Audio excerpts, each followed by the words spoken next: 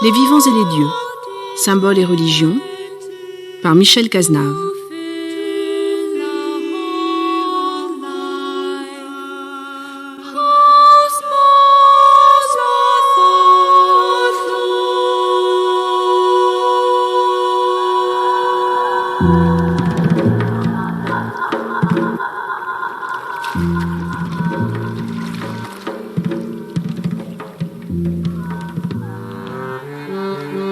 En Europe en général, et tout particulièrement en France, dès que l'on prononce le mot de vaudou, on s'aperçoit que c'est à tout un imaginaire débridé que l'on a affaire, dans lequel il n'est question que de sacrifices d'animaux, il n'est question que de cérémonies secrètes, et bien entendu, il est question de ces fameux zombies, ces morts vivants qui en quelque sorte seraient tombés sous la coupe de prêtres indélicats ou de prêtres poussés par la volonté de domination qui auraient à leur service les âmes de ces gens qui se promènent entre la vie que nous connaissons et l'au-delà dans lequel ils ne peuvent pas se reposer et qui en feraient comme l'équivalent exotique des vampires de notre propre tradition. Or, bien évidemment, le vaudou est tout à fait autre chose. Le vaudou est une religion en tant que telle, religion syncrétique sans aucun doute, mais qui plonge ses racines au plus loin des anciennes religions animistes africaines, d'où sont venus, on le sait, par le phénomène de la traite des Noirs, de la traite des esclaves depuis le XVIIe siècle, une grande partie des habitants des Caraïbes et plus particulièrement des habitants de Haïti auxquels on associe de manière privilégiée le vaudou. Ce que l'on va essayer de faire ici, bien entendu, ce n'est pas de faire le tour de l'ensemble du vaudou.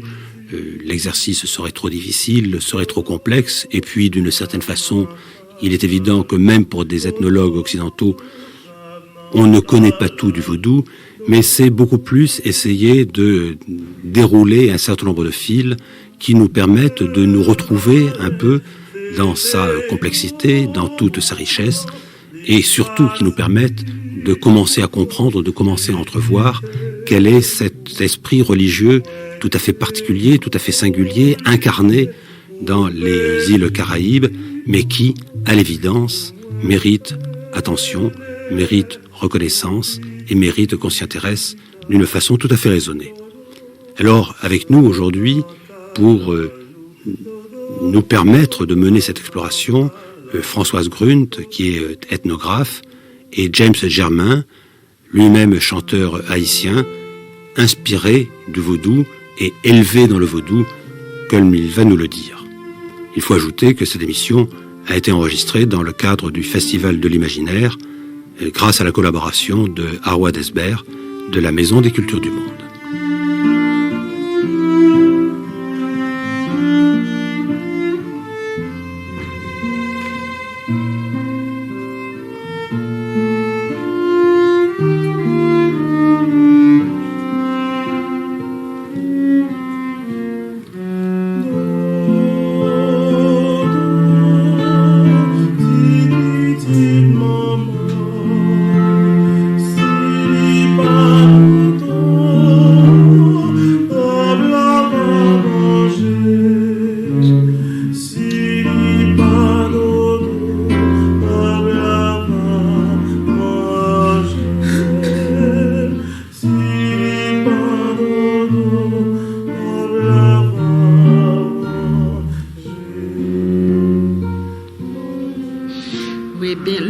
Est une religion syncrétique qui vient d'Afrique, du golfe de Guinée et qui s'est surtout implantée dans les Caraïbes, en Haïti, à Santo Domingo, etc. Et lorsqu'on parle du vaudou, on pense surtout à Haïti. Les esprits de l'Afrique se sont syncrétisés avec les saints du christianisme pour pouvoir former cette espèce de système de garantie, de survie à tous les esclaves qui étaient enfermés dans une sorte de silence par les maîtres blancs.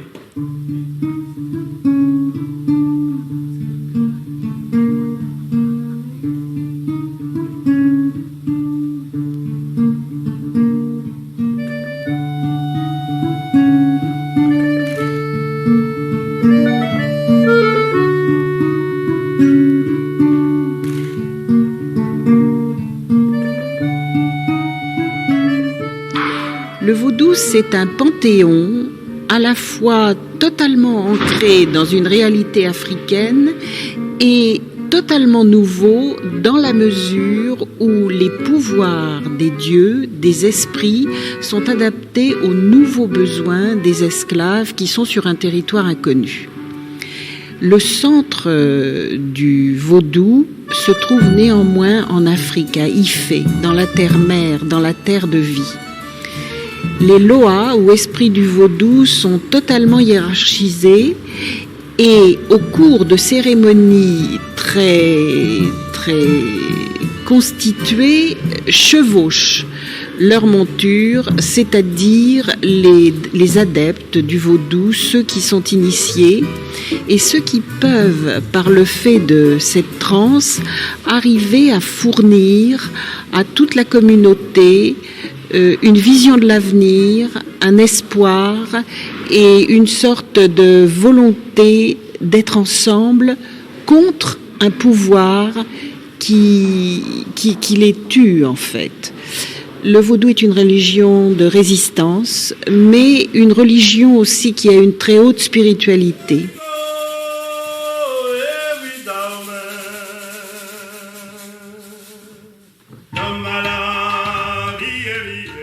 James Germain, dans votre métier, dans votre profession, on voit très bien qu'il y a un rapport extrêmement fort, je dirais, à votre identité haïtienne, avec la religion de fond haïtienne, et en même temps une sorte de volonté de modernisation, comme si c'était un nouveau regard qui était porté dessus. Alors justement, pourquoi cette attitude qui est la vôtre ? Bon, pourquoi moi, je dirais que j'ai pas vécu toutes ces périodes où évidemment que nos ancêtres sont arrivés en Haïti avec toute cette culture, et au fait j'ai appris, évidemment mes parents me l'ont transmis par le chant ou par les contes et tout ça. J'ai dit c'était évident pour moi de ne pas de prendre ce qu'ils m'ont donné et d'essayer de voir plus loin avec ça. Oui, mais ce qui a l'air assez étonnant, c'est que finalement, on a l'impression que cette culture dont vous vous réclamez garde finalement un fond africain. On sait bien que c'est l'origine, mais que le fond africain est resté extraordinairement fort, et que votre travail est aussi un travail autour de ce fond africain. Oui, parce qu'au fait, moi, ce qui m'a impressionné, justement, dans tous ces rapports avec la tradition, c'est évidemment le parcours de cette tradition de l'Afrique en Amérique qui m'a bouleversé, parce qu'au fait mes parents me chantaient des chants qui n'avaient, évidemment, c'était du créole, mais mélangé avec une langue que je ne connaissais pas, et même dans les danses, même dans la façon de faire, quand moi j'ai appris justement à vivre dans ces choses-là, et parce que moi je suis né à Port-au-Prince et mes parents sont de la province, et c'est vrai que ces traditions-là encore c'est très fort en province. Alors du coup, moi je me suis dit c'est notre identité. Ça veut dire que on peut pas l'échapper, même si on fait autre chose, même si on essaie de dévier, ce sera toujours là, présent. C'est pour ça que justement, avant de commencer quelque chose dans mon travail, je commence toujours par le chant a cappella. d'où on vient, parce qu'on est arrivé, évidemment, on n'avait rien, on est arrivé nu, parce qu'au fait, on est arrivé nu d'Afrique, et avec la voix, et des fois, on n'avait pas de vêtements, quand je dis nu, partout, que ce soit l'habillement ou par les chants, par la tradition, on n'avait pas de force, on n'avait que les mains, et moi je dis, ça m'a interpellé, quoi. En tout cas, moi qui n'ai jamais été en Afrique, j'ai toujours ressenti ça très fort en moi. La transmission que ça a fait en moi, c'était très difficile d'expliquer ça. Et quand je rencontre quelqu'un un copain africain qui me parle d'Afrique, j'ai l'impression comme si j'avais été là-bas déjà. Pour moi, c'est pas, quand on me raconte quelque chose qui se passe en Afrique, pour moi, c'est pas étranger. Ça veut dire que je me sens, c'est comme si je vivais là-bas. Pourtant, j'ai jamais été en Afrique.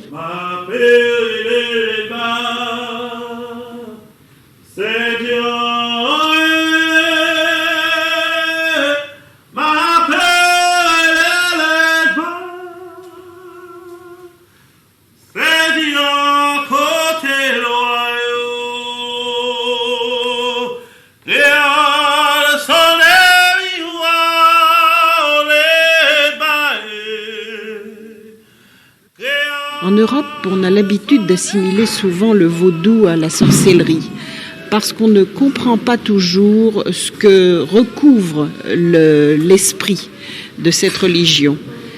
Mais en fait, c'est une religion qui est extrêmement structurée et qui est une religion qui peut permettre à beaucoup de gens de retrouver un équilibre dans des circonstances de désordre et de convulsion, telle qu'est Haïti aujourd'hui. Mais alors, vous dites que c'est une religion syncrétique, puisqu'il y a eu effectivement la religion mère telle qu'on l'a trouvée en Afrique et telle qu'elle a été transportée dans les Caraïbes, effectivement à travers la traite des Noirs. Mais que reste-t-il, je dirais, alors de proprement africain ? Il reste d'abord les esprits, la personnalité des esprits qui domine malgré tout le côté chrétien. Il reste la langue fon, la langue nago, la langue yoruba. Certains chants, lorsque les rites sont poussés vers une très grande spiritualité, sont encore chantés dans les langues africaines.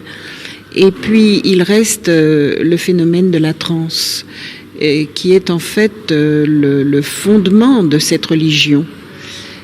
Et on peut dire qu'il s'agit toujours d'une religion africaine.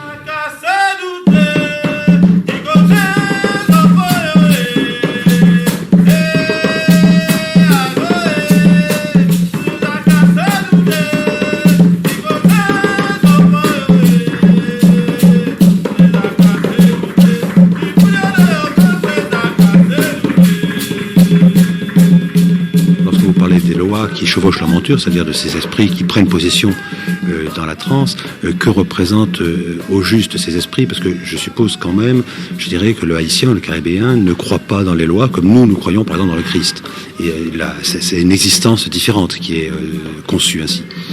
Le haïtien ne croit pas aux lois. Il est avec les lois, il vit avec les lois, il lutte avec les lois, il mange avec les lois, il dort avec les lois, il fait l'amour avec les lois. Donc il ne s'agit pas d'adhésion à une croyance ou quelque chose comme ça, c'est autre chose. Ceci dit, le haïtien a tout à fait conscience qu'il existe une hiérarchie entre les différents lois. Et il s'adresse à certains lois qui lui sont particulièrement proches dans la hiérarchie ou en dehors de la hiérarchie. Selon qu'il s'agit d'un homme plus ou moins puissant, d'une femme qui a eu plus ou moins de problèmes, celui-ci ou celle-ci s'adresse à un ou à plusieurs lois bien précis qui pourront résoudre ces problèmes, justement. Il ne s'agit pas d'une sorte de dévotion à un dieu, à une entité divine. Il s'agit d'un contrat. Le rapport avec la divinité, avec les divinités, est un rapport contractuel. Je chante pour toi, j'invoque ton nom, je te fais des sacrifices d'animaux, etc. Mais en revanche, tu m'apportes ceci et cela. Donc le contrat est la base de ce lien, comme dans toutes les religions africaines.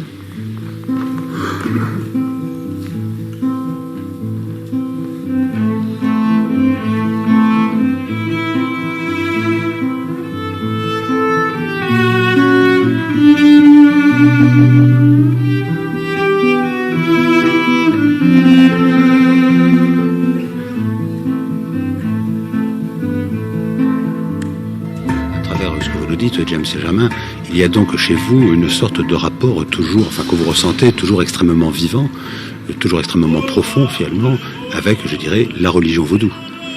Oui, tout à fait. Tout à fait. De toute façon, on aime. Moi, je pense que bon, c'est vrai que le vaudou, d'après ce que les gens pensent, c'est bon, de toute façon les gens ont une image du vaudou qui est la sorcellerie ou quelque chose de méchant. Et moi, la façon dont que je ressentis ça, en tout cas, c'est quelque chose qui est avec nous tous les jours. C'est une force qui est présente. Tout ce qu'on fait, c'est là, c'est présent et c'est dans tout, dans l'énergie. Chez moi, je me sens entouré par, évidemment, par les esprits qui me protègent. Et c'est pour ça que, de toute façon, c'est la force qui sera toujours avec moi, je pense. À travers cette force que vous donne ou qui vous entoure, qui est celle des esprits, est-ce que vous avez l'impression, d'une façon ou d'une autre, qu'ils vous permettent, je dirais, de vous surpasser vous-même, de vous dépasser vous-même? Oui, des fois, oui. Parce qu'au fait, des fois, dans un concert, par exemple, je peux être en répétition, et puis bon, ça se passe. Et puis quand j'arrive vraiment au moment où je dois jouer, et c'est là où c'est incroyable parce que je sens les choses et je me sens transformé, même à travers les gens qui me voient, évidemment sur scène. Et il me dit, mais c'est incroyable la transformation qui se passe en toi parce que on n'arrive pas à comprendre justement comment que tu peux passer justement quand tu es là comme ça normalement et quand tu passes sur scène ça c'est différemment. C'est comme si j'étais transcendé par les forces au fait.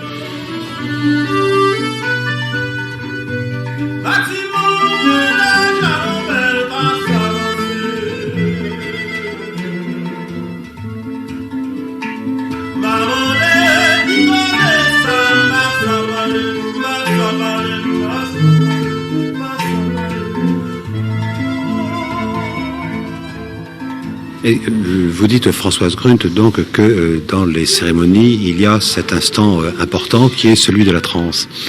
Mais en même temps, d'une part, évidemment, comment s'induit cette transe et d'autre part, pourquoi est-ce qu'il y a nécessité de cette transe? Pourquoi il y a cette nécessité de la possession avec l'esprit, si par ailleurs l'esprit est, je dirais, dans une compagnie quotidienne avec la personne? Parce que dans toutes les religions africaines, il faut une communion et il faut une sorte de moment de paroxysme pour que quelque chose s'accomplisse. Non pas une identification, mais une sorte de transfiguration. Une transfiguration qui ne paraît pas d'ailleurs sur le néophyte, puisque la mémoire de la transe s'anéantit tout de suite après que celle-ci ait eu lieu. Mais la transe est importante parce que elle solidifie une sorte de lien qui fait de l'humain un être suprahumain, qui le fait explorer au moment de son état de conscience altéré un continent inconnu. Elle le rapproche du divin. Que signifie pour un Haïtien, pour un Caribéen, au moment de la transe, la possession par le loi? C'est-à-dire, vous dites il est transfiguré, mais d'une certaine manière, il n'est plus exactement lui-même, tout en gardant une identité. Il n'est plus exactement lui-même. On peut comparer la transe à un orgasme. Et au moment où la monture est chevauchée par le loa, il reprend un peu plus d'étincelles divines. Il donne et il reçoit en même temps et il passe dans ce territoire du divin qui l'enrichit, qui le magnifie et qui lui donne aussi un certain prestige vis-à-vis des autres. il y a en Haïti des gens qui sont capables d'avoir une transe et d'autres qui sont toujours en train de simuler la transe. Et cette différence-là fait toute finalement la hiérarchie entre ceux qui sont de vrais initiés et ceux qui sont simplement des joueurs. Mais alors, puisque vous dites qu'il y a effectivement les vrais initiés, ceux qui ne le sont pas, l'initiation elle-même, comment en quelque sorte se produit-elle? Sur quels critères est-ce qu'on peut la recevoir? D'abord, l'initiation n'est pas le fait de tout le monde. Les prêtres du vaudou, les mambos pour les femmes, les ougans pour les hommes, sont des gens qui ont subi des épreuves au cours de séjours dans le Guézo, une pièce aveugle où ils ont enduré la solitude, la faim, la soif et où ils ont été abreuvés d'enseignements, de formules, de chants, etc., par des prêtres qui les ont précédés. Les néophytes reçoivent un enseignement assez sommaire en général et on peut dire que leur connaissance du vaudou s'effectue par contamination au contact des autres. Ceci dit, parmi les unsi, c'est-à-dire les fiancés qui sont les initiés, il y a des degrés. Il y a des gens qui ne dépasseront jamais un palier assez faible et d'autres qui arriveront à des degrés d'initiation extrêmement forts.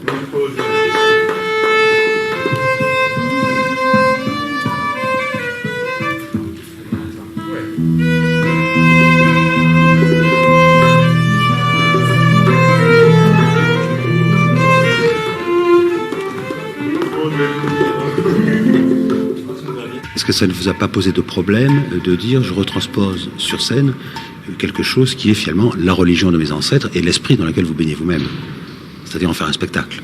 Oui, non, ça m'a pas posé de problème parce que justement, au fait, c'était à un moment, il faut dire que j'ai rencontré une dame qui est morte maintenant, actuellement.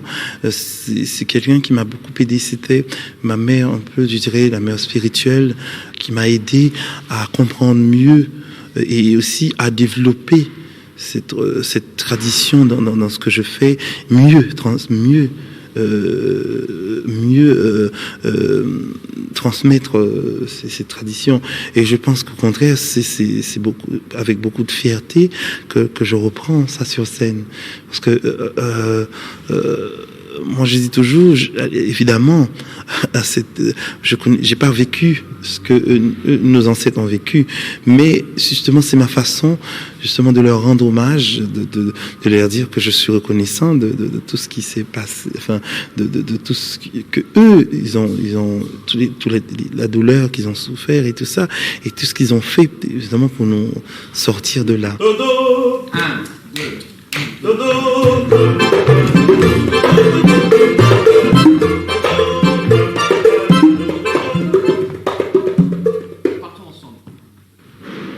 Alors, vous disiez, James Germain, que vous aviez eu une maîtresse spirituelle, donc, si je comprends bien, à l'intérieur de Voodoo lui-même. Et donc, en même temps, que ressentez-vous au moment où vous êtes en train de représenter quelque chose du Voodoo? C'est-à-dire, vous n'êtes pas uniquement en scène, en fin de compte. Il y a aussi quelque chose qui vous prend. Oui, tout à fait. C'est un moment très, très sacré. C'est pour ça que dans le passage, dans le spectacle où je chante a cappella, et là, vraiment, je suis en communication, je suis en communication avec toutes ces forces-là et tous les justement les ondes positives qui m'entourent, aussi bien que cette dame qui m'a beaucoup enseigné justement comment utiliser cette tradition et tout ça vient se regrouper là et me donne une force pour dire voilà quoi, je vais chanter ce soir pour nos ancêtres qui nous ont laissé. 1, 2, 1, 2.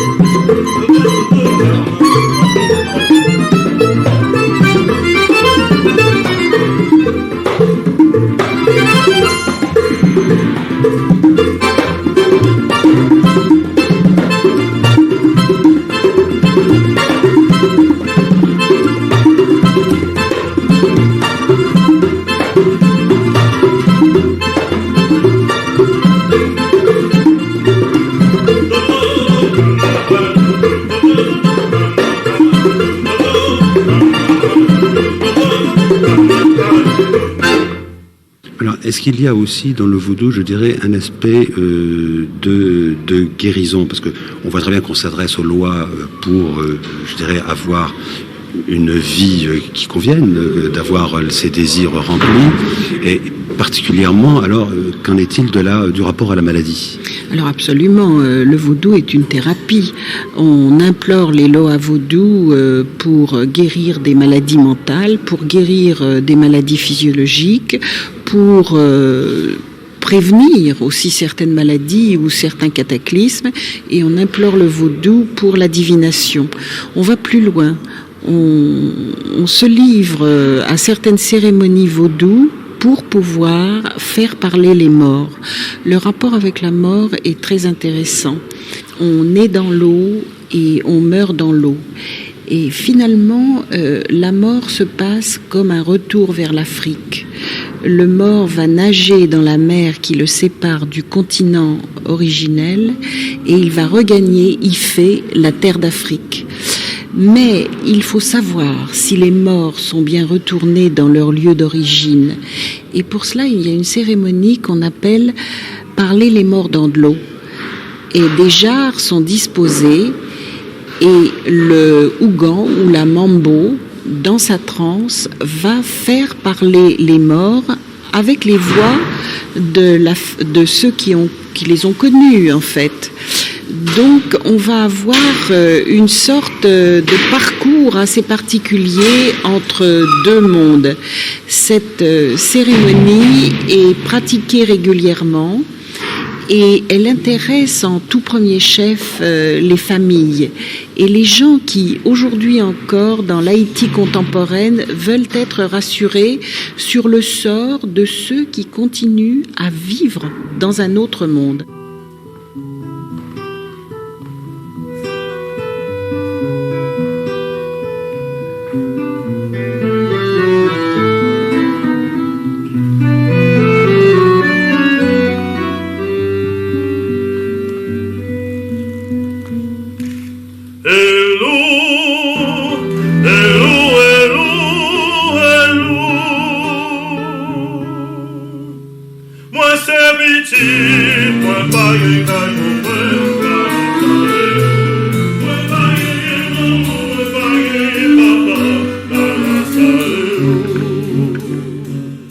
Vous parlez et vous insistez beaucoup sur cette notion d'ancêtre, James Germain, à la fois du point de vue historique, la manière dont s'est formé le peuple haïtien, et puis je dirais c'est comme s'il y avait, si vous étiez sensible, c'est tout au moins ce qu'on croit entendre, si vous étiez sensible à tout un monde des morts qui vous entourait. Oui, je suis très sensible à ça parce que déjà c'est un respect chez nous. En Haïti, on a un respect pour les morts. C'est-à-dire qu'évidemment, quand le mort il est parti, on va pas pleurer. Ça tombe tous les jours, mais on a un respect pour ce mort-là. C'est pour ça que chez nous, il y a un lien très fort pour la fête des morts. Et je crois qu'il n'y a pas que en Haïti. On retrouve ça en Guadeloupe, Martinique, enfin dans la Caraïbe, où pour la fête des morts, les gens, aussi même à Madagascar, on retrouve que les gens ils font les retournements des morts, où les gens ils vont nettoyer les tombes et tout ça. Et ces ancêtres-là, on pense que, par exemple, moi, mon père, il est mort. Quand j'ai un problème, je pense à lui. Et quand je pense à lui, je le vois dans mes rêves. Il vient me parler, il me fait, enfin, en fait, je le vois comme s'il était vivant, il était avec nous dans la maison, comme s'il était jamais mort, en fait. Et c'est pour ça que pour moi, par moment,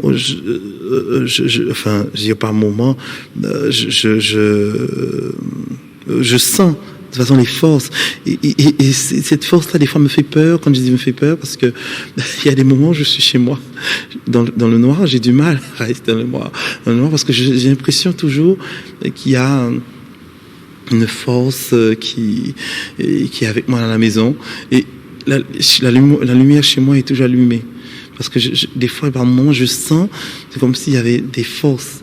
Et comme souvent on dit ici, bon, enfin pas seulement ici en France, on dit qu'il y a des maisons hantées. je fais le parallèle. J'ai dit, bon, évidemment, si ces choses-là, un jour, j'arrivais à les voir, et ça me donne une peur, au fait. Mais, en même temps, je sais que ces esprits-là, quand c'est positif, justement, et ça peut nous visiter sur n'importe quelle forme.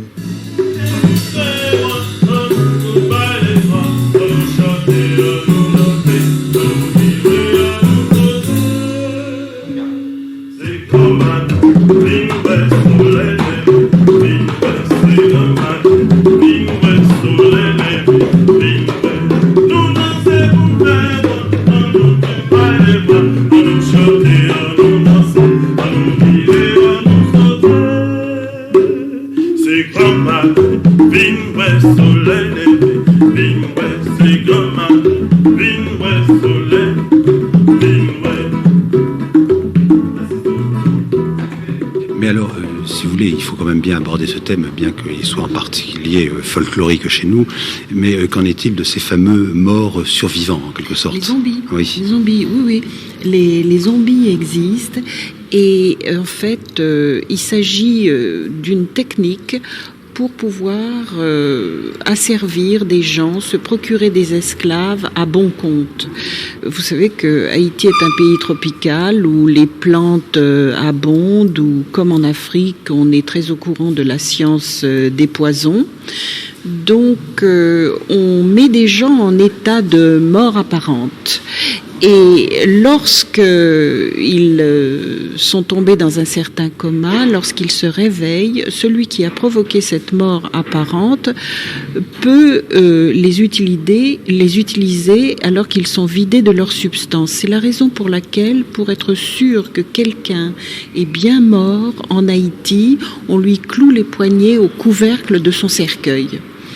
Ceci dit, lorsque on se promène dans Haïti, lorsqu'on voyage dans l'île, on se rend bien compte qu'il y a des gens qui n'ont pas un comportement normal. Alors, est-ce que c'est la faim? Est-ce que c'est la mauvaise alimentation? Est-ce que c'est la maladie? Mais il semble qu'il y ait des gens qui vivent dans une sorte de torpeur et qu'ils soient entièrement sous l'autorité d'autres personnes. Oui, mais est-ce que là, nous n'avons pas quelque chose qui correspond justement, je dirais, à l'aspect sorcellerie du vaudou et sorcellerie traditionnelle, dans la mesure où apparemment cette sorcellerie a quand même aussi en partie survécu? Alors, le Ougan ou la Mambo ont des pouvoirs. On dit qu'il est possible de travailler de la main droite, c'est-à-dire du côté bénéfique, ou de la main gauche, c'est-à-dire de faire le mal. Bien entendu, ces pouvoirs sont parfois utilisés par la main gauche du Ougan ou de la Mambo.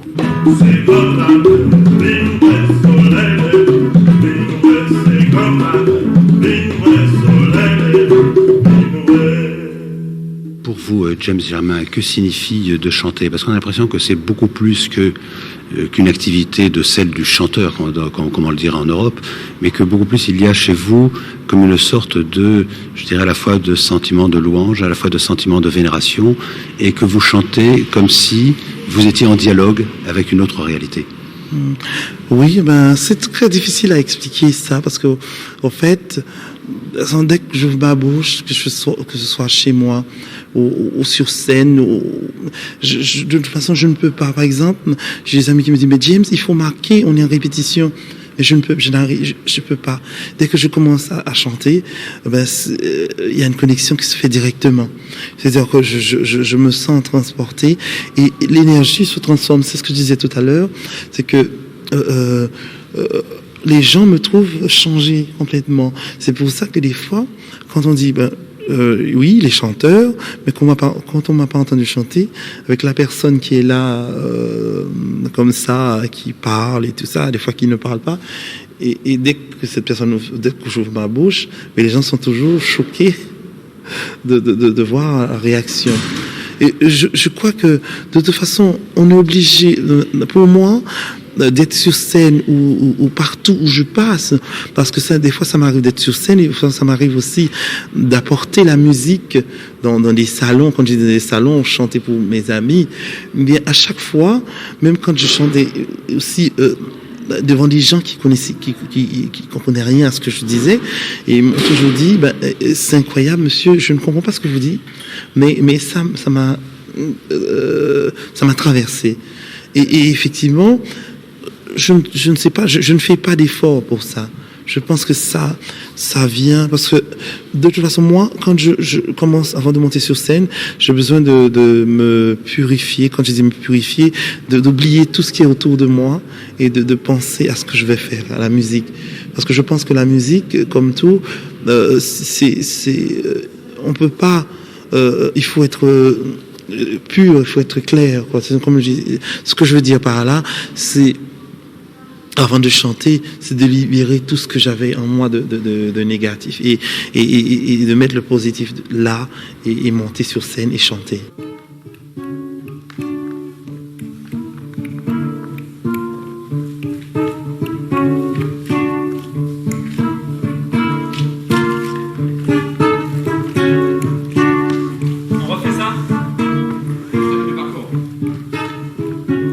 Le vaudou est extrêmement vivant, mais si vous arrivez en Haïti, vous ne voyez rien. Il est vivant et caché. Vous entendez les tambours résonner dans les villes, Port-au-Prince, etc., et dans les campagnes. Et lorsque vous demandez ce que c'est, on vous dit « Oh, c'est un mariage » ou « C'est une petite fête de famille ». En fait, le vaudou se déroule partout et toujours. Mais les Haïtiens qui ont été si opprimés à cause du vaudou en particulier, ne tiennent pas du tout à le divulguer. Il s'agit d'une religion secrète. Oui, mais alors en même temps, je dirais qu'elle peut être, ou que peut-on considérer que soit l'avenir du vaudou, dans la mesure où c'est une religion quand même qui plonge très loin ses racines dans le passé, et dont on peut penser que les phénomènes d'inculturation moderne pourraient éventuellement le faire disparaître. Moi, je pense que le vaudou restera très vivant longtemps. Les Haïtiens sont toujours dans la contrainte et à partir du moment où ils ont là un outil de résistance, ils peuvent très très bien continuer à l'utiliser, à s'en servir et à faire du vaudou presque leur seul espoir.